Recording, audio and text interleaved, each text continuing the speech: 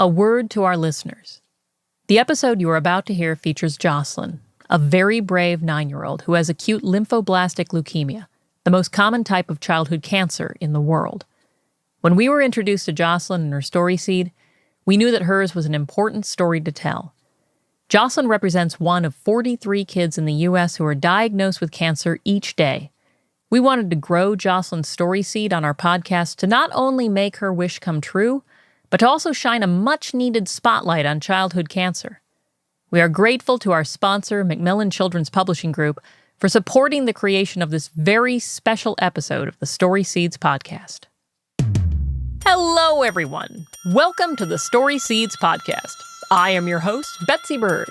Here at Story Seeds, we're all about celebrating young people's imagination and the amazing things that can bloom from it. On each episode, we match one creative rock star between the ages of 6 and 12 and their story idea with a beloved children's author. Then we sit back and listen to the magic that unfolds as they collaborate to grow that story seed into a story.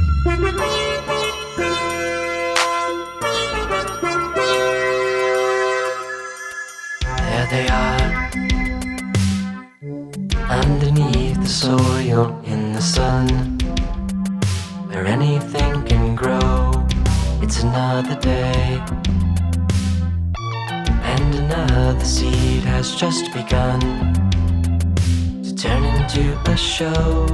When you find the path you didn't know, and the story seeds start to grow. On Story Seeds, you're in control of your destiny. Adventures you design, where your dreams can grow a little more each time. On Story Seeds, it only goes to show, if you want to be what you know, plant a story seed and watch it grow.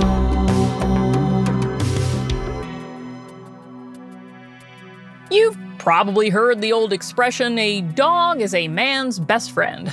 Well, from classics like the Greek epic The Odyssey and the Indian epic The Mahabharata, to books in your library like Because of Winn-Dixie and Dog Man, you'll be sure to find a loyal canine character who stays by the side of their human through thick and thin. Today's show is an ode to this unique bond between human and canine. It is about a mighty girl and her best friend. Hi, my name is Jocelyn. I'm 9 years old. I live outside of San Diego, California, and I have cancer. My story seed is about a super dog who is based off of my own dog, Sally. She helps the kids in the hospital feel better because this is what my Sally does for me. She makes me happy. Jocelyn has been going to the hospital a lot for the past 2 years, ever since she was diagnosed with T-cell acute leukemia in the 2nd grade. What is leukemia? Leukemia is a cancer of the blood. The word leukemia literally means white blood. You see, our bodies have many types of white blood cells that help fight off infections. With leukemia, the number of sick white blood cells grows and divides more quickly than healthy ones. When someone has leukemia, they start to get lots of fevers and infections, bruise easily, and are always tired. There is nothing anyone does to cause leukemia, but there are things we can do to treat it. And over the last 50 years, medical advances and research have made it possible for many children with this disease to live long and healthy lives after they finish their treatment. Jocelyn is almost at the end of her cancer treatment, but it's been a long one that has involved many months of taking medicine and getting poked by needles. There have been lots of moments when she feels queasy or her brain feels foggy, and days when she is tired and just wants to nap with her favorite stuffed animal, Bunny Bunny. But there are also lots of good days. And on those good days, Jocelyn likes to watch movies. Her favorite is How to Train Your Dragon. Listen to music. She loves Guns N' Roses' Welcome to the Jungle. Play board games like Animal Upon Animal, visit the San Diego Zoo, and hang out with her 4 pets. 2 turtles named Flash and Snurtle, a blue parakeet named Jewel, and her dog, Sally. Do you see a pattern here? Jocelyn is a huge animal lover. So naturally, when looking for an author match for Jocelyn, we knew that we had to find someone who loves the animal world just as much as she does. Our search led to someone you just might know. She is a Newbery Award-winning author who has written books from the perspective of a gorilla, a dog, and imaginary creatures called Darrens and Screechers. Like Jocelyn, she also has a few pets. 2 cats named Lightning and Scooter, and a dog named Stan. Hi, my name is Katherine Applegate, and I'm the author of many books for young people, including the one and only Ivan. Katherine also lives in Southern California. She offered to drive to San Diego to meet Jocelyn in person, but because of COVID safety, we decided to bring them together via video chat. It was an early September Sunday morning when Katherine and Jocelyn both logged on for their meeting. On one side of the screen was Jocelyn, in a dark red dress, her shoulder-length brown hair pulled back in a barrette. She was in her playroom where she often does crafts with her dad and draws pictures of barfing rainbows for the nurses at the hospital and her friends who have cancer. Sitting tall next to her was Sally, her energetic, fluffy, black and white Australian mini shepherd. Sally doesn't have a tail to wag, just a little nub, but you know she is happy because she smiles real wide. On the other side of the screen, Katherine was in her home office with her dog, Stan. Stan is smaller than Sally and was sitting in Katherine's lap like a little baby. He did not wiggle. With their canine sidekicks nearby, Katherine and Jocelyn got to work. I'm a little bit nervous because I've never done this before. Are you nervous? Yes, I've never done this before either, so yes. What's your basic idea for what our story should be about? My basic idea is Sally becomes a service dog. A service dog is a specially trained dog with a big job. They often help people with disabilities like blindness and autism. But service dogs also help human beings with their social and emotional needs. They calm and comfort them and can be found in lots of places you know very well. For example, service dogs visit schools to help soothe student anxiety before tests. And they also visit libraries as part of programs where kids can practice their reading with dogs. At Rady Children's Hospital, where Jocelyn is a patient, there is a really cool canine care therapy program.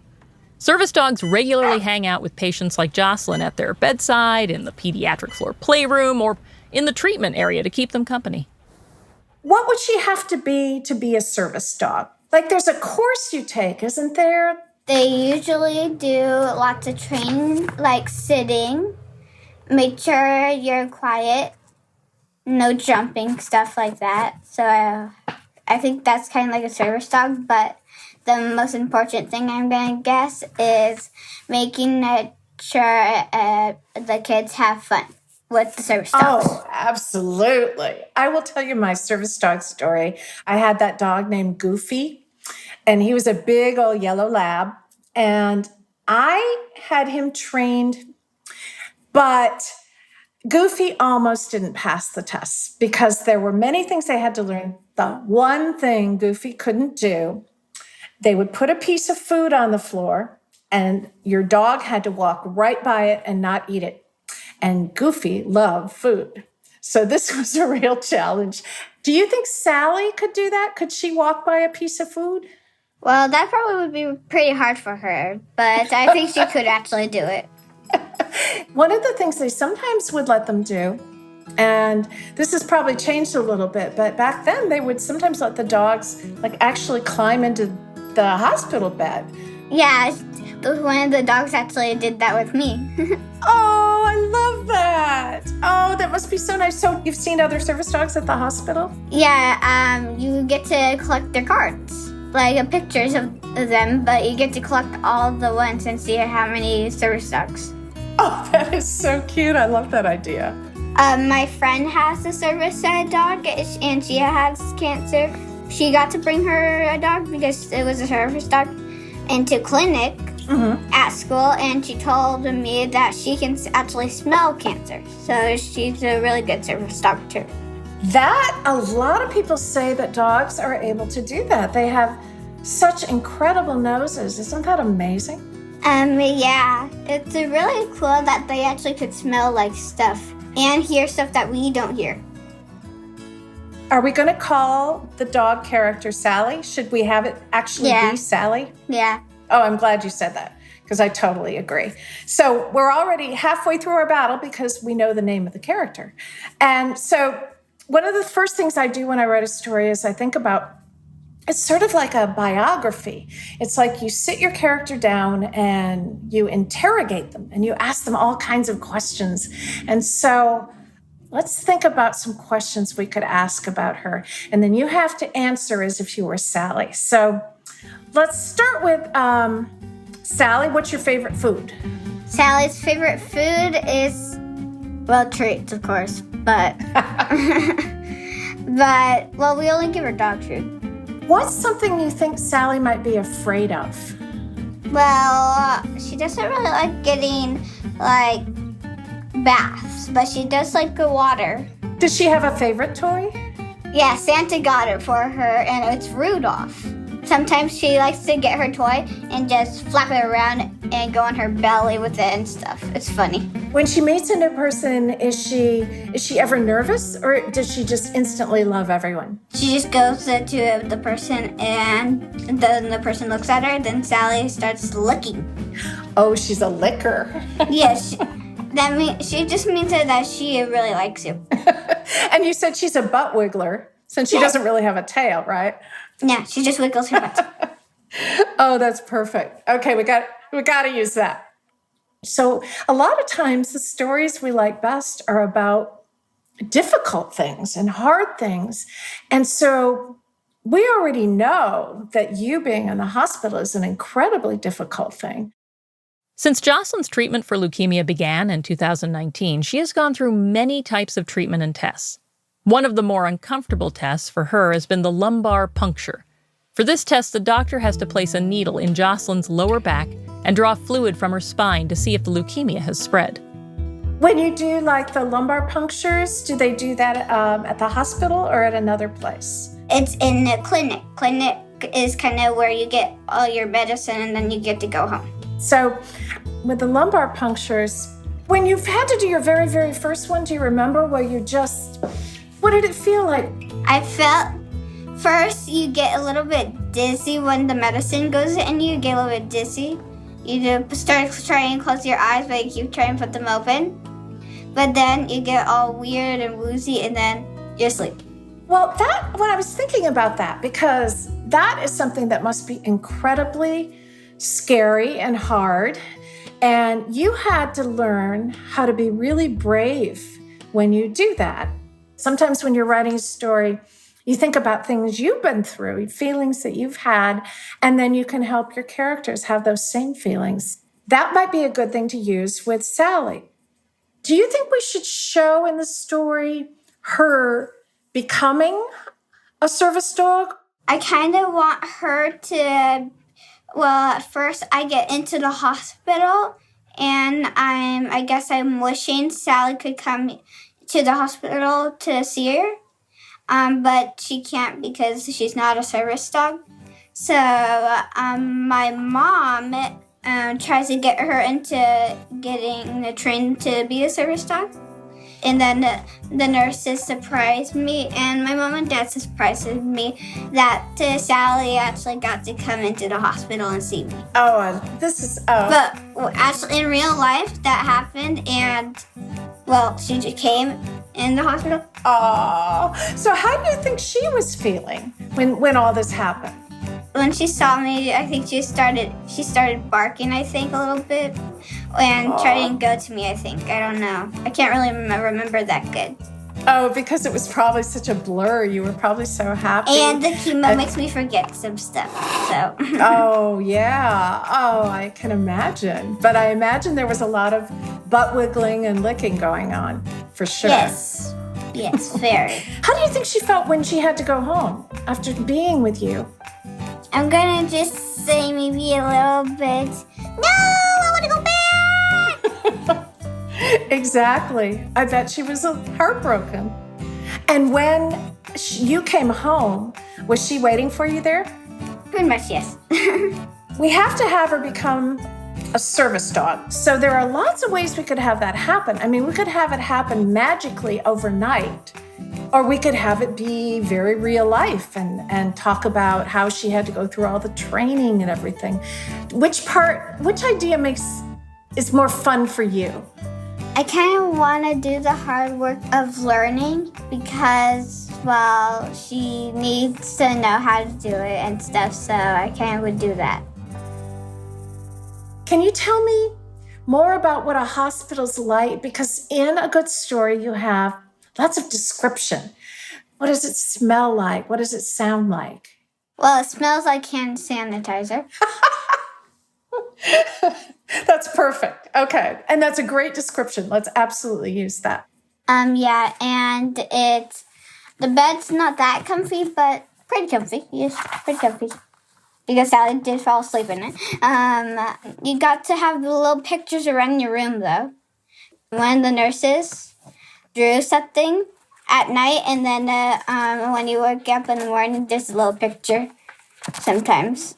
But one of the days with my nurse, we put on a song, and we just danced together. No way. Yeah, it's funny. I'm liking these nurses. Actually, it was the same nurse that left me pictures at night. Oh, I love it. Oh, that's great.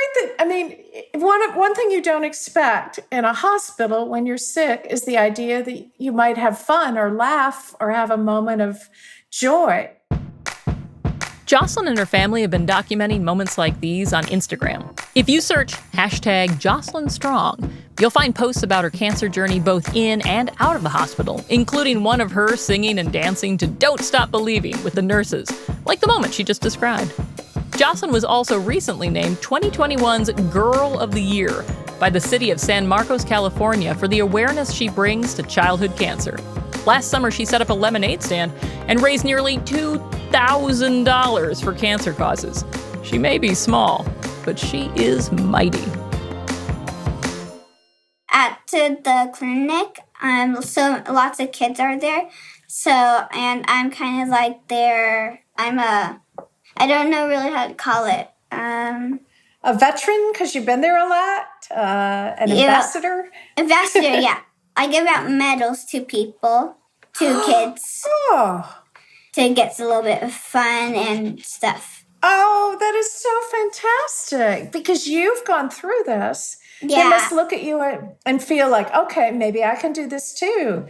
And it must be so reassuring. Oh, that's so wonderful. And how does that feel when you do that? Is it a good feeling? Do you feel proud? Yes, I feel really proud and happy that they're getting something and think they're gonna do it too. Oh, I love that. Let's think a little bit about how we end this story. Where do you think it should end? Should we end back at the house? Or as you walk out of the hospital? Or... At the end, I walk out of the hospital, but I want it to be that we come back into the hospital, Sally's with me, and we go see different kids. Oh my gosh. I love you. That's perfect. That is absolutely perfect. You just wrote the perfect ending. Thank you. Wow. I like collaborating with you. I hope you're available when I start my next book. Yeah. It's actually, you would love it because it has sea otters in it, and otters are really fun animals. So, I may have to give you a call. They have a skin that's kind of like they don't get wet that much. Did you know that? No, see, I've got to do more research. Oh, I'm gonna call you. You can be my researcher.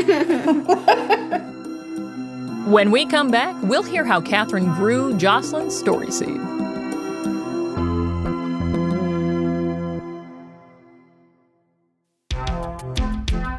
Support for this podcast comes from Macmillan Children's Publishing Group, publisher of the new novel Willadine from Newbery Award winner Katherine Applegate. Filled with memorable characters, whimsical creatures, and unexpected magic, Willadine is a timely and timeless tale about our fragile Earth and one girl's fierce determination to make a difference. This New York Times bestselling novel will spark conversation and delight readers young and old. Willadine is available wherever books are sold.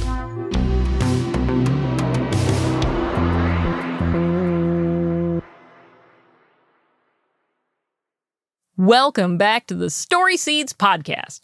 A few days after their brainstorming session, Katherine began a virtual tour for her new book, Willadine.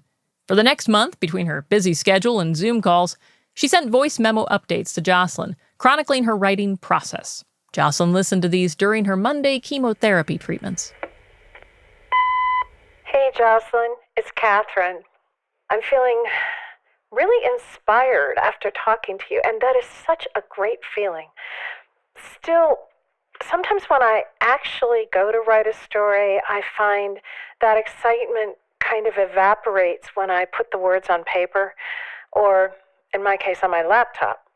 And I start getting frustrated. It's kind of like the actual product doesn't ever measure up to the vision in my head. Maybe you've had that experience when you do your art. My first challenge, I think, is going to be deciding where to start this story. There are so many possibilities, but that's the thing about creating any story. You're faced with choices you have to make, and you just have to keep telling yourself, if you don't like what you've chosen, you can always push the delete key.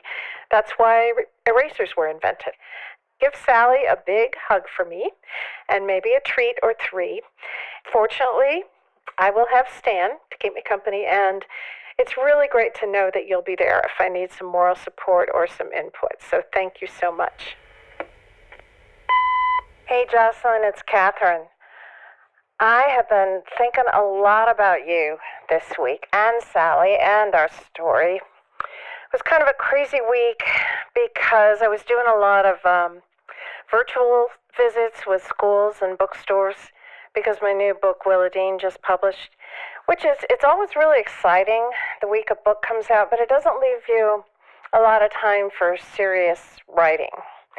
So basically all week, now and then this little snippet of an idea or a phrase or a description would pop into my head, and I would instantly jot it down, even sometimes on a napkin, sometimes on a Post-it note. And now, finally, it's time for me to start writing. I really hope chemo wasn't too tough this week and that Sally gave you lots of doggy kisses when you were done for being so cool and brave. I'm also sending along this photo I found on the internet. It's this little rainbow on a wall. It's created by sunlight coming through a window.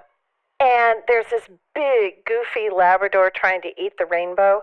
And it made me smile and think of all your beautiful rainbow pictures. More soon. Hey, Jocelyn, it's Katherine. So here it is, our story. I had so much fun writing this. And the whole time I was working on it, I kept recalling all the wonderful little data bits you'd given me.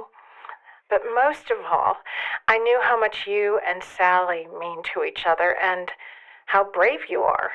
You'll notice I decided to write it from Sally's point of view, which was, of course, great because I got to be a dog for a while. What do you think Sally would call your mom and dad? Mom and dad, Mama and Dada, Tracy and Brian, the grown-ups? Just let me know. And be sure also to let me know if there's anything else I got wrong or need to add, because rewriting is a big part of writing. It has been such a joy and an honor to be able to work with you on this story, Jocelyn. I have to agree with Sally. You are amazing. And now, my friends, the time has come to unveil the story Katherine Applegate grew from Jocelyn's story seed. For the first time ever, making its debut on podcasts everywhere, I am happy to present Two Brave Girls, One with Four Paws.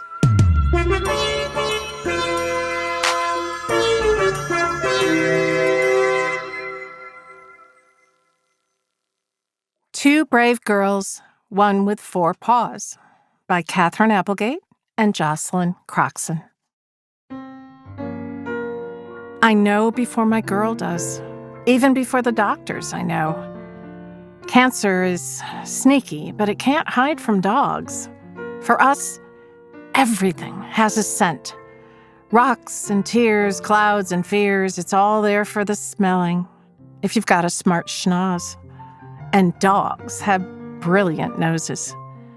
That's how I know long before Jocelyn does, before the fevers that won't leave and the weariness that won't end. I do what I can, cling to her like a bird of fur, lick and snuggle and nudge. I whine operatically and send Mama and Dada meaningful looks, but they just think I'm being adorable. I am, as it happens, epically cute. I'm a mini Australian shepherd with eyes like bottomless lakes and a nubby tail that lends itself to charming butt wriggles. It's a blessing and curse, my cuteness. Everybody wants to hug me, but nobody wants my medical advice. Cancer smells bitter and cowardly. It smells like a bully. It's awful, my knowing when they don't, until they do know. And now it's even worse. It's early morning, and the mockingbirds are showing off. Jewel, the Indian ringnet parakeet who is part of our family, not that I have anything to say about it, is chattering away. I suppose I'm a bit jealous of Jewel. She can talk to Jocelyn, and I cannot. Not that Jewel ever has much to say. Wheels roll across the living room floor. My ears twitch to high alert. It's the suitcase of doom. Oh, how I hate that thing. I hate it like I hate Baz and Peas and Snurtle, the ancient tortoise, also a family member, who tries to herd me around the yard.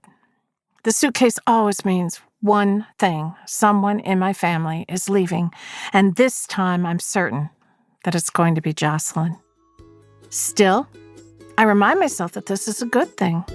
I've been eavesdropping, and I know Jocelyn is going to a place where sick children can get better. I will try to be as brave as my girl, but is there anything lonelier than a dog without her person? A dog alone might as well be, well, a cat. I love you, Sal, Jocelyn whispers. Her tears taste like the ocean at night. The front door clicks shut. Turns out, I am not brave, not at all. All night I whine and howl. Curled up next to her empty bed, I chew on Rudolph, my dilapidated toy, but it's small comfort. The next morning, Dada invites me into the car. The windows are cracked open and the world pours in. Orange blossoms float on the breeze. Brakes squeal, horns blare. It's a feast of smells and sounds. But I can only think of one thing. Could we be going to see Jocelyn? We part at the hospital, and I breathe in with all my soul and try to find a hint of my girl.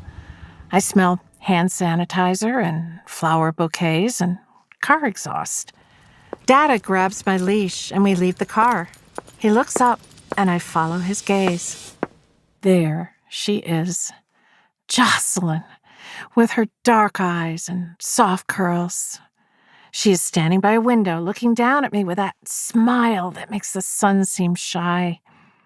You are so brave, I want to say. And I am not. I don't know how to be brave without you. Jocelyn waves. I bark, my loudest bark. I high-paw the air.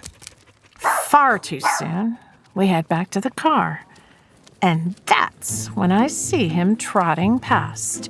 A big, white fuzzball of a dog, like a giant dandelion puff on toothpick legs. He's wearing a fancy jacket and looking pretty full of himself. I watch in shock as he prances right through the front doors of the hospital, his owner by his side, as if they own the place. I'm stunned. Dogs can go in the hospital? Actual canines like me? I bark and slobber and scrabble to make it clear I need to go in too. But Dada is unmoved by my display. I need to be with Jocelyn, not just sometimes, but always. Especially here, especially now, when she needs me most of all. If I could make that happen, I'd endure all the baths and all the world to the end of time. I'd even eat peas. At last, Jocelyn comes home. She is tired, but happy, and I am happy, but worried. I've listened enough to know there will be more trips, more needle pokes, more hours of the strong medicine they call chemo. I know that there will be more days of feeling lousy, of missing school, of wondering why life has decided that Jocelyn has to be so brave. I cuddle and play fetch, I nuzzle and spin in circles. I do everything I can to help, in my doggy way. But I can't forget the prancing puffball dog. Jocelyn has a little picture of him on a card. He's a service dog, she tells Mama and Dada. Lots of them visit the hospital. They give you licks and wags and sometimes even jump in bed with you. I need to be one of those dogs, I want to shout. I should be the licker and the wagger. I whine and dance to show my frustration, but everyone just assumes I need to pee.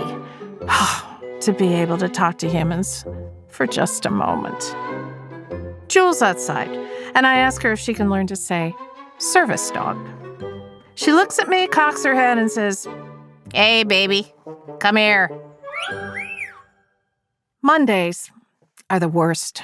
Jocelyn goes to the clinic where she gets the chemo that helps her body fight cancer. She hates going, and yet she goes, and while she's there, she draws funny pictures of clouds barfing rainbows for the nurses. Barfing rainbows. My girl is simply the best. I wait by the window, and when I hear the car pull into the drive, I let out joyful yips and do my happy dog dance. I try not to jump on Jocelyn, but it's hard to control myself. I can smell her exhaustion and the sharp, too clean smell of the clinic. Each day, when I go for walks, I consult the pee mail left behind by neighborhood dogs. I leave my wet questions everywhere.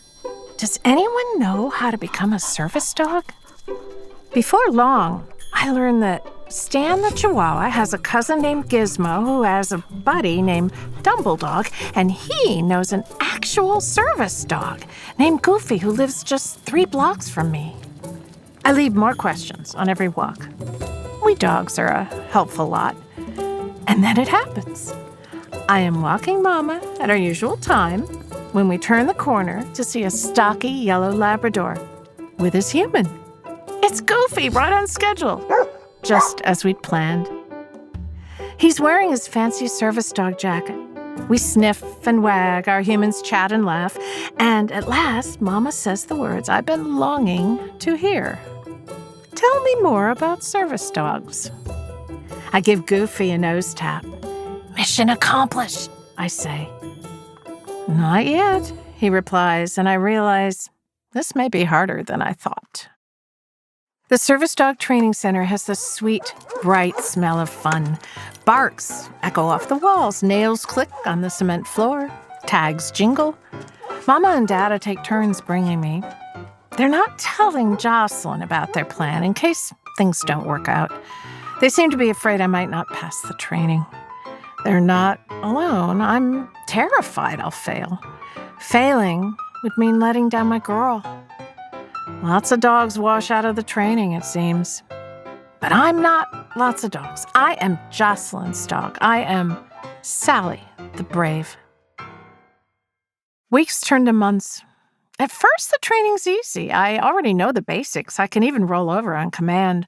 But then it gets harder. We have to learn to pay total attention to our person, to sense what they need even before they know it, to stay calm and focused under pressure. The leave it command brings down a lot of us. We have to walk past enticing treats without a backward glance.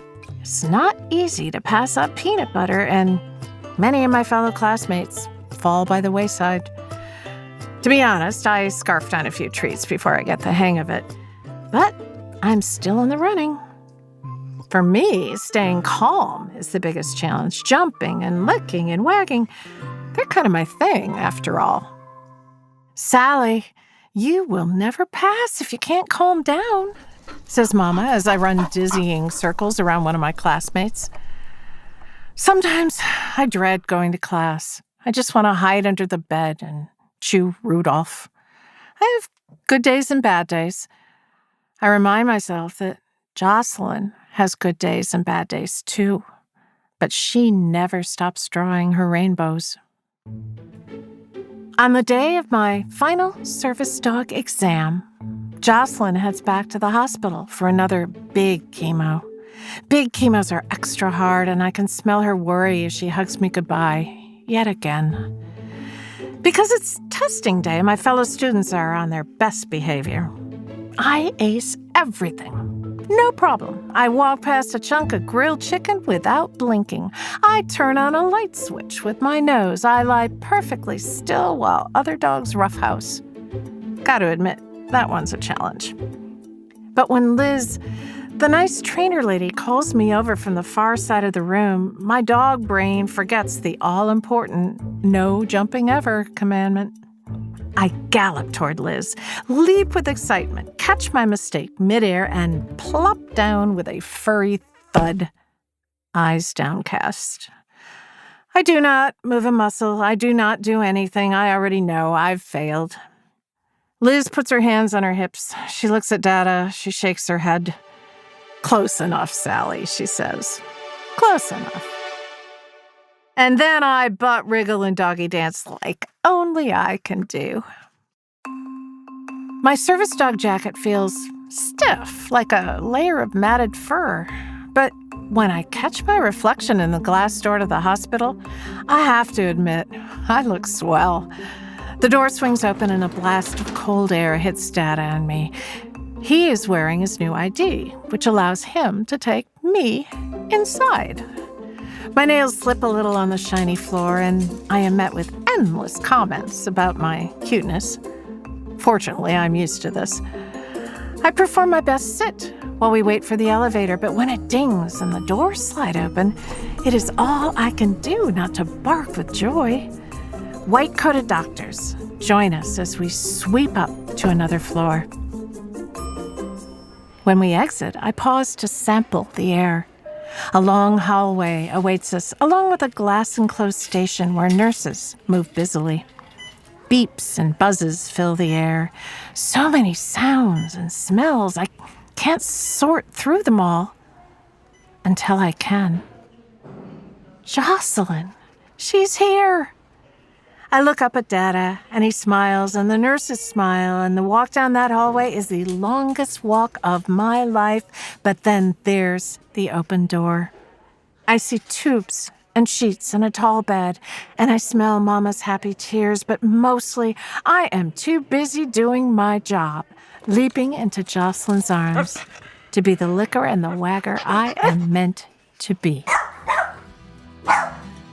Walking out of that hospital by Jocelyn's side is the best day of my life. Or so I think, until I walk back in with Jocelyn a few months later. This time, she's not a patient. This time, we are a team, service dog and handler. And we are on our way to visit other kids like her, scared kids learning to be brave because they have no other choice. I'm good at my job. The kids love me. But Jocelyn's the real star. She tells those frightened kids that they're going to be okay. She draws them pictures of clouds, barfing rainbows. She shares her story because stories are a lot like dogs. They bring comfort to your heart when you need it most. And then I, the charming sidekick, do some serious butt wriggling.